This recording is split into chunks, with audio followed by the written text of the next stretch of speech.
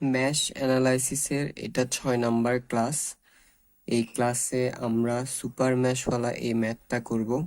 এখানে বলছে find I not using mash analysis. That means এই সার্কিটের এখানে এই যে আই নট কারেন্টটা আছে এটার মান বের করতে হবে ম্যাশ অ্যানালাইসিস ব্যবহার করে। যেমনটা আমরা জানি কোনো সার্কিটে ম্যাশ অ্যানালাইসিস অ্যাপ্লাই করতে হলে এই 3টা রুলস ফলো করতে হয়, যার প্রথমটা আইডেন্টিফাই দ্য ম্যাশেস। দ্যাট মিন্স এই সার্কিটের মধ্যে যে ম্যাশগুলো আছে সেগুলো আইডেন্টিফাই করতে হবে। তো আমরা জানি কি ম্যাশ কাকে বলে। কোনো লুপের ভেতরে যদি আর অন্য কোনো লুপ না থাকে তাহলে সেটা একটা ম্যাশ। তো এখানে এই যে বদ্ধ পথটা, এই লুপটা, এটার ভেতরে অন্য আর কোনো লুপ নাই, সো এটা একটা ম্যাশ। তাহলে আমরা এটাকে একটা ম্যাশ ধরলাম। তারপরে এখানে এই যে লুপটা, এটাও একটা ম্যাশ, কারণ এটার ভেতরে অন্য আর কোনো লুপ নাই। তারপরে এখানে এই যে এটা, এই লুপটাও একটা ম্যাশ, কারণ এটার ভেতরেও অন্য আর কোনো লুপ নাই। এরপরে এটাও একটা ম্যাশ, ঠিক আছে। দ্যাট মিন্স এখানে টোটাল একটা, দুইটা, তিনটা, চারটা ম্যাশ। ওকে, তাহলে ম্যাশগুলো আইডেন্টিফাই করা হয়ে গেল। এরপরে and consider A direction of current, মানে হচ্ছে প্রত্যেকটা ম্যাশে কারেন্টের একটা ডিরেকশন কনসিডার করতে হবে বা ধরতে হবে। তো আমরা এখানের এই যে প্রথম ম্যাশ যেটা, এখানে একটা ক্লকওয়াইজ কারেন্টের ডিরেকশন ধরলাম এবং এটার কারেন্টের নাম দিলাম I1। তারপরে এই ম্যাশেরও একটা কারেন্টের ডিরেকশন ধরলাম ক্লকওয়াইজ, এটার নাম দিলাম I2। তারপরে এখানে এই ম্যাশেও একটা ক্লকওয়াইজ কারেন্টের ডিরেকশন ধরলাম, এটার নামও দিলাম I3। তারপরে এই ম্যাশেও একটা ক্লকওয়াইজ কারেন্টের ডিরেকশন ধরলাম, এই কারেন্টের নাম দিলাম I4। তো এখানে আমি চারোটা ম্যাশকে ক্লকওয়াইজ ধরছি। তো এটা যে ক্লকওয়াইজই ধরতে হবে এমন কোনো বাধ্যবাধকতা নাই, আমাদের ইচ্ছা, আমরা চাইলে ক্লকওয়াইজও ধরতে পারবো অথবা অ্যান্টি ক্লকওয়াইজও ধরতে পারবো। তাহলে আমাদের প্রথমটা হয়ে গেল। এবার সেকেন্ডটা। আচ্ছা, এখানে আরেকটা বিষয়, সেকেন্ডটাতে যাওয়ার আগে আমরা যেহেতু বলছি এটা একটা সুপার ম্যাশের ম্যাথ, তাহলে এখানে সুপার ম্যাশ কোনটা? তো যেমনটা আমরা জানি যে দুইটা ম্যাশের মাঝখানে যদি কোনো কারেন্ট সোর্স থাকে তাহলে সেই দুইটা ম্যাশ নিয়ে একটা সুপার ম্যাশ গঠিত হয়। তো এখানে 1 নাম্বার ম্যাশ আর 2 নাম্বার ম্যাশ, এই দুইটা ম্যাশের মাঝখানে 4 অ্যাম্পিয়ারের একটা কারেন্ট সোর্স আছে, রাইট? দ্যাট মিন্স দুইটা ম্যাশের মাঝখানে একটা কারেন্ট সোর্স থাকা, এখানে 1 নাম্বার ম্যাশ আর 2 নাম্বার ম্যাশ এই দুইটা নিয়ে একটা সুপার ম্যাশ ফর্ম করবে। তো এই জিনিসটাকে আমরা নিচের এই সার্কিটটাতে এখানে দেখাইছি, ঠিক আছে।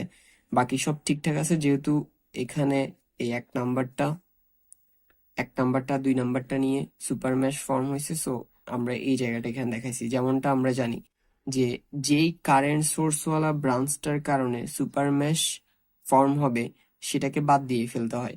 সো আমরা ওটাই করলাম, এখানে ওই 4 অ্যাম্পিয়ার কারেন্ট সোর্সওয়ালা বাদ দিয়ে দিলাম, কারেন্ট সোর্সওয়ালা ব্রাঞ্চটাকে বাদ দিয়ে দিলাম।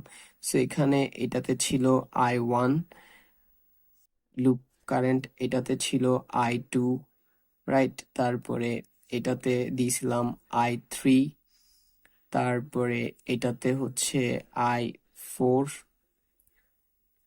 ওকে, ওকে, ফাইন। এবার তাহলে আমরা যেহেতু ম্যাশ, সুপার ম্যাশ সবই জেনে ফেললাম, এবার সেকেন্ড রুলসটাতে যাই। সেকেন্ডটাতে বলছে অ্যাপ্লাই KVL ইন দ্য ম্যাশেস। তো অবশ্যই খেয়াল রাখতে হবে, আমাদেরকে এখানে বলছে ম্যাশের মধ্যে KVL অ্যাপ্লাই করতে।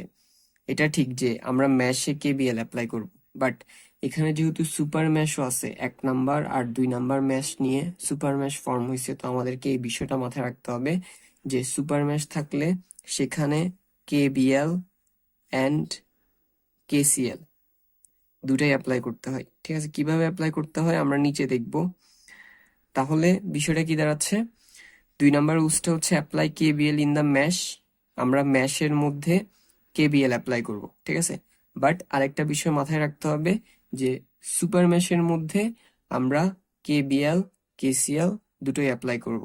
প্রথমে আমরা যদি এই 4 নাম্বার ম্যাশে দেখি, এটাতে এই i4 কারেন্টের মানটা বের করার জন্য কোনো কেবিএল অ্যাপ্লাই করা লাগবে না।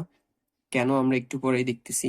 সো অ্যাট ম্যাশ 4 4 নাম্বার ম্যাশে, এই 4 নাম্বার ম্যাশে আমরা যদি একটু খেয়াল করি তাহলে দেখবো এই ম্যাশের মধ্যে একটা কারেন্ট সোর্স আছে। আর এই কারেন্ট সোর্স থাকায় i4 এর মান বের করতে কোনো কেবিএল অ্যাপ্লাই করা লাগবে না। কারেন্ট সোর্সের মান যেটা, সেটাই হচ্ছে এই i4 এর কারেন্টের মান। তবে এক্ষেত্রে একটু নিয়ম ফলো করতে হবে। সেটা হচ্ছে, দেখা যাচ্ছে যে এখানে এই যে লুপ কারেন্টের ডিরেকশন সেটা হচ্ছে বাম দিকে, কিন্তু কারেন্ট সোর্সের যে ডিরেকশন সেটা তার উল্টা। সো উল্টা হওয়ায় এই লুপ কারেন্টের মানটা হবে কারেন্ট সোর্সের মানের negative value. So i4 equal current সোর্সের মান কত 2, সো 2 দিলাম। আর কারেন্ট সোর্সের অ্যারো যেহেতু লুপ কারেন্টের ডিরেকশনের উল্টা দিকে, সেজন্য একটা এখানে মাইনাস হবে। সো i4 এর মান হচ্ছে -2। আর যদি এমন হইতো যে লুপ কারেন্টের ডিরেকশন যেদিকে, কারেন্ট সোর্সের কারেন্টের ডিরেকশন সেম দিকে, তাহলে এই মাইনাসটা হইতো না। যাই হোক, এখানে তো লুপ কারেন্টের সাথে কারেন্টের ডিরেকশনটা উল্টা, সেজন্য এখানে মাইনাসটা হয়েছে। সো আমাদের i4 এর মান হচ্ছে -2। এবার আমরা সুপার ম্যাশে কেসিএল অ্যাপ্লাই করব। So applying KCL at super mash. তো এই কেসিএল কিভাবে অ্যাপ্লাই করব? আমাদের এখানে এই যে 4 অ্যাম্পিয়ারের কারেন্ট সোর্স আছে, এই কারেন্ট সোর্সের কারণেই তো সুপার ম্যাশ ফর্ম হয়েছে। তো এটাতে কেসিএল আমরা নর্মালি যেভাবে অ্যাপ্লাই করি সেভাবে করব না, একদম ইজি একটা টেকনিকে করব। ঠিক আছে? কিভাবে? কারেন্ট সোর্সের ডিরেকশন কোন দিকে? উপরের দিকে। তো এইটার সাথে পাশের দুইটা লুপের মধ্যে কোনটা ডিরেকশন মিলে? অবশ্যই i2। এই যে i2 এর ডিরেকশনে কিন্তু উপরের দিকে, রাইট? সো আমরা যেটা করব, i2 থেকে এই i1টা বিয়োগ করব। সো i2 থেকে i1টা বিয়োগ দিলাম ইকুয়াল 4। তাহলে i2 থেকে কেন বিয়োগ দিব? কারেন্ট সোর্সের ডিরেকশনের সাথে যেই লুপের ডিরেকশন মিলবে, এখানে 4 অ্যাম্পিয়ারের সাথে i2 এর ডিরেকশন মিলতেছে, সেজন্য i2 থেকে আমরা অন্যটার মানে i1 এর কারেন্টটা বিয়োগ দিছি। So i2 minus i1 equal current সোর্সের মানটা হুইচ ইজ 4। তারপর এটাকে সাজায় লিখলাম, i1 কে প্রথমে লিখলাম, i2 কে পরে লিখলাম। সো এটা আমাদের একটা সমীকরণ, এটাকে আমরা 1 নং সমীকরণ দিলাম। সো এবার আমরা যেটা করব, এই সুপার ম্যাশের মধ্যে কেবিএল অ্যাপ্লাই করব। So applying KBL at super mash. তো আমরা, এটাই হচ্ছে আমাদের সুপার ম্যাশ। এই জায়গায় কারেন্ট সোর্স ছিল, তো আমরা জানি যে কেবিএল অ্যাপ্লাই করার সময় কারেন্ট সোর্সের সেই ব্রাঞ্চকে তুলে ফেলতে হয়, তো এখানে সেটা নাই। এবার আমরা এটাতে কেবিএল অ্যাপ্লাই করব। সো কেবিএল আমরা নর্মালি যেভাবে কেবিএল অ্যাপ্লাই করি, এখানে তার থেকে ইজিয়েস্ট ওয়েতে কেবিএল অ্যাপ্লাই করব। সো সেটা কি? প্রথমে আমরা দেখি এই i1 কারেন্টটা কোন রেজিস্টর দিয়ে ফ্লো হচ্ছে। এই যে 4 ওহম আর 2 ওহম, এই দুইটা দিয়ে ফ্লো হচ্ছে। তাহলে টোটাল রেজিস্ট্যান্স কত? 6। আর দোনোটা রেজিস্টর দিয়ে প্রবাহিত কারেন্ট কত? i1। তাহলে ভোল্টেজ ড্রপ কত হবে? Current into resistance. Current i1, resistance 6, তাহলে ভোল্টেজ হবে 6i1। এই যে 6i1, ঠিক আছে? এবং এটা প্লাসে, এখানে কিছু নাই মানে এটা প্লাসে। কেন প্লাসে? কারণ আমরা যেহেতু সুপার ম্যাশে কেবিএল অ্যাপ্লাই করতেছি, আর সুপার ম্যাশের কারেন্টের কারণেই এই ভোল্টেজ ড্রপটা হচ্ছে, সেজন্য এটা প্লাসে। ওকে, তারপরে হচ্ছে এই i2 কারেন্টটা কোন রেজিস্টর গুলো দিয়ে ফ্লো হচ্ছে? এই 3 ওহম, 1 ওহম আর 2 ওহম, এই তিনটা রেজিস্টর দিয়ে ফ্লো হচ্ছে। তো তিনটার যোগফল কত? 3 + 1 ইকুয়াল 4, 4 + 2 ইকুয়াল 6। তাহলে টোটাল রেজিস্ট্যান্স 6, প্রবাহিত কারেন্ট i2। তাহলে ভোল্টেজ ড্রপ কত হবে? 6i2। সো 6i2 দিলাম, এটা কিসে দিব? প্লাসে, কারণ এই রেজিস্টর গুলো দিয়ে i2 কারেন্টের কারণে ভোল্টেজ ড্রপ হচ্ছে, আর i2 কারেন্টটা কিন্তু এই সুপার মেশেরই কারেন্ট, ঠিক আছে? ওকে, এরপরে এই সুপার মেশের কোন রেজিস্টর গুলো পাশের মেশ গুলা শেয়ার করতেছে? একটা হচ্ছে এই 2 ওহম আর একটা হচ্ছে এই 2 ওহম। এখানের এই 2 ওহম কে শেয়ার করতেছে এই যে 4 নাম্বার মেশ, আর এই 2 ওহম কে শেয়ার করতেছে 3 নাম্বার মেশ, ঠিক আছে? ওকে, সো প্রথমে এই 2 ওহমের কারণে যে ভোল্টেজ ড্রপটা হচ্ছে সেটা বের করি। সো এখানে রেজিস্ট্যান্স 2 আর 3 নাম্বার মেশের কারেন্ট কত i3, তাহলে ভোল্টেজ ড্রপ কত হবে 2i3, right? Current into resistance, তাই না? ভোল্টেজ বের করি কিভাবে, কারেন্ট ইন্টু রেজিস্ট্যান্স দিয়ে, কারেন্ট i3 রেজিস্ট্যান্স 2, তাহলে ভোল্টেজ হবে 2i3। সো আমরা 2i3 দিলাম। আর এই ভোল্টেজ ড্রপটা যেহেতু আমাদের ম্যাশের কোনো কারেন্ট, সুপার ম্যাশের কোনো কারেন্টের কারণে হচ্ছে না, অন্য ম্যাশের কারণে হচ্ছে, তাই এটা মাইনাসে, এই যে আমরা এখানে মাইনাস দিলাম। তারপরে আসি এই 2 ওহমে, সো এখানে রেজিস্ট্যান্স 2 আর 4 নাম্বার ম্যাশে প্রবাহিত কারেন্ট i4, তাহলে ভোল্টেজ ড্রপ কত হবে 2i4, এই যে 2i4 দিলাম, আর এটা কিসে হবে মাইনাসে, সো মাইনাসে দিলাম, কারণ এই ভোল্টেজ ড্রপটাও এখানের সুপার ম্যাশের কোনো কারেন্টের কারণে হচ্ছে না, পাশের ম্যাশের কারেন্টের কারণে হচ্ছে, সেজন্য এটা মাইনাসে। ওকে, এবার হচ্ছে এই সুপার ম্যাশে কোনো ভোল্টেজ সোর্স আছে, হ্যাঁ এই জায়গায় এই যে 24 ভোল্টের একটা ভোল্টেজ সোর্স আছে, তাহলে এখানে i1 কারেন্টটা এভাবে নিচ থেকে আসতেছে, রাইট? তাহলে প্রথমে ভোল্টেজ সোর্সে কোন প্রান্তকে পাচ্ছে মাইনাস, তাহলে আমরা এখানে নিব -24, এই যে -24 দিলাম। সো আমরা যেহেতু কেবিএল অ্যাপ্লাই করতেছি, কেবিএল এ আমরা জানি সবগুলো ভোল্টেজ ড্রপের যোগফল সমান 0, সো আমরা সবগুলো যোগফল সমান 0 দিলাম। ওকে, এবার এখানে জাস্ট আমরা যেটা করব, সবগুলো ঠিকঠাক রাখবো, জাস্ট এই যে i4 আছে এটার মানটা আমরা উপরে বের করে রাখছিলাম, এই যে i4 এর মান -2, সো সেই মানটা আমরা এখানে i4 এর জায়গায় বসাবো, i4 এর জায়গায় -2 বসালাম। তার পরবর্তী লাইনে 24টা এখানে মাইনাসে আছে, ওই পাশে গেলে প্লাস হয়ে যাবে, এই যে এখানে আসছে সমান চিহ্নের এই পাশে আসছে প্লাসে হয়ে গেছে, বাকি সব এখানে ঠিক ওভাবেই বসছে, শুধু এখানে এখানে মাইনাস আর মাইনাসে কি হবে প্লাস, 2 আর 2 গুণ করলে কত হবে 4, ঠিক আছে? Okay fine. এরপরের লাইনে i1 i2 i3 এগুলো ঠিক যেভাবে ছিল ওভাবেই লিখলাম, 4 এখানে প্লাসে আছে, ওই পাশে গেলে মাইনাসে হবে, সো ওই পাশে আমরা মাইনাসে দিয়ে দিলাম। এরপরের লাইনে 24 থেকে 4 গেলে কত 20, সো এটা হচ্ছে আমাদের 2 নাম্বার ইকুয়েশন। ওকে, সো এবার হচ্ছে আমরা যেটা করব, এখানে এই যে 3 নাম্বার ম্যাশ আছে, এই 3 নাম্বার ম্যাশে কেবিএল অ্যাপ্লাই করব। সো অ্যাপ্লাইং কেবিএল এট ম্যাশ 3, 3 নাম্বার ম্যাশ কোনটা, এই যে এটা, এটাতে কেবিএল অ্যাপ্লাই করব। সো এখানে টোটাল রেজিস্ট্যান্স কত, একটা হচ্ছে 2 ওহম আর একটা 1 ওহম আর একটা 4 ওহম, তাহলে টোটাল রেজিস্ট্যান্স কত হবে 2 + 1 3, 3 + 4 7, টোটাল রেজিস্ট্যান্স 7, প্রবাহিত কারেন্ট কত i3, তাহলে ভোল্টেজ ড্রপ কত হবে 7i3। সো আমরা এই যে 7i3 দিলাম, ঠিক আছে? Okay fine. সো 7i3 দেওয়ার পরে এবার হচ্ছে এই ম্যাশের কোন রেজিস্টার গুলো পাশের ম্যাশ শেয়ার করতেছে, তো একটা হচ্ছে 1 ওহম যেটা 4 নাম্বার ম্যাশ শেয়ার করতেছে, আর একটা হচ্ছে 2 ওহম যেটাকে 2 নাম্বার ম্যাশ শেয়ার করতেছে। তো ওকে আমরা প্রথমে 1 ওহমে আসি, যেটা 4 নাম্বার ম্যাশ শেয়ার করতেছে, তাহলে এখানে রেজিস্ট্যান্স 1, কারেন্ট i4, ঠিক আছে? তাহলে ভোল্টেজ ড্রপ কত হবে 1i4, এই যে আমরা 1i4 দিলাম, আর এটা যেহেতু 3 নাম্বার ম্যাশের কারেন্টের কারণে হচ্ছে না, পাশের ম্যাশের কারেন্টের কারণে হচ্ছে, সো এটা মাইনাস হবে, সো আমরা এটা মাইনাসে দিলাম।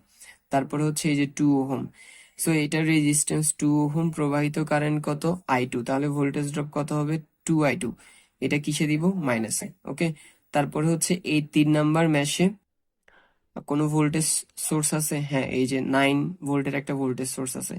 সো কারেন্ট, এই যে লুপ কারেন্ট, এটা তো এদিক থেকে এইভাবে করে আসতেছে না, তাহলে প্রথমে কোন প্রান্তকে পাচ্ছে প্লাস প্রান্তকে, সো আমরা +9 দিলাম। ওকে, তারপরে যেমন যেহেতু আমরা কেবিএল অ্যাপ্লাই করতেছি, কেবিএল আমরা কি জানি সবগুলো ভোল্টেজ ড্রপের যোগফল সমান 0 দিতে হয়, সো সো আমরা যেটা করলাম সবগুলো ভোল্টেজ ড্রপের যোগফল সমান 0 দিলাম। ওকে, এবার এখানে সব ঠিকঠাক রাখবো, i2 এর জায়গায় বসলো, i3 এর জায়গায় বসলো, এই যে i4 এটার মান আমরা উপরে বের করছিলাম -2 ছিল, তো এটার জায়গায় জাস্ট আমরা -2 বসাই দিচ্ছি। 9 এখানে প্লাসে আছে, সমান চিহ্নের ওই পাশে গেলে মাইনাস হবে, সো আমরা মাইনাসে বসাই দিলাম।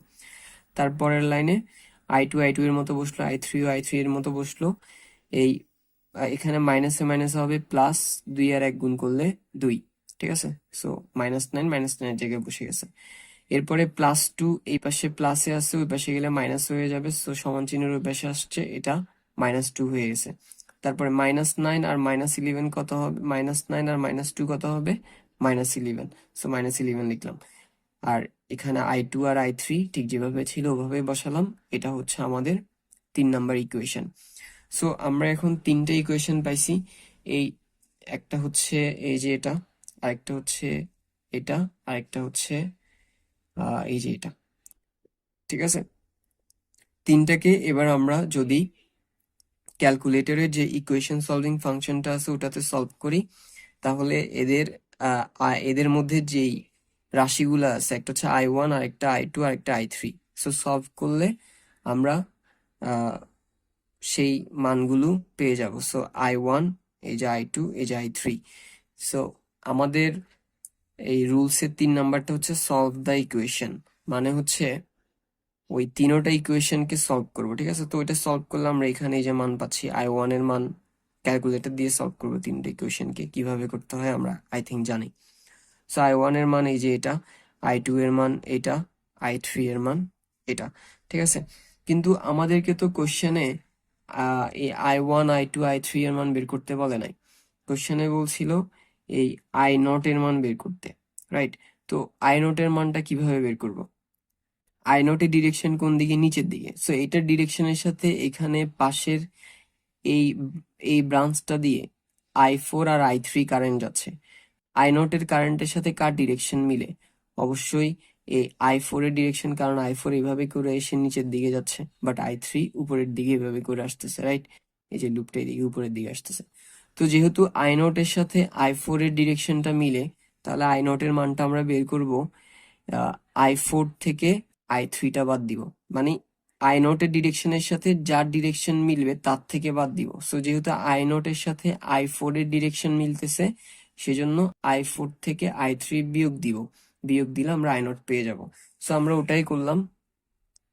এই যে I0 ইকুয়াল I4 থেকে I3 বিয়োগ দিলাম। ওকে, সো I4 এর মান কত পাইছিলাম আমরা? -2 পাইছি। I4 এর জায়গায় -2 লিখলাম, এখানে মাইনাসের জায়গায় মাইনাস বসলো। I3 এর মান এখান থেকে কত পাইছি? এই যে এখান থেকে -0.55 পাইছি। সো ওটা লিখলাম -0.55। এরপরে -2 এর মতো বসছে, মাইনাসে মাইনাসে প্লাস 0.55 বসলো। সো -2 প্লাস 0.55 ক্যালকুলেট করলে আসবে -1.45 অ্যাম্পিয়ার। সো এটাই হচ্ছে আমাদের I0 এর মান। That's all for today.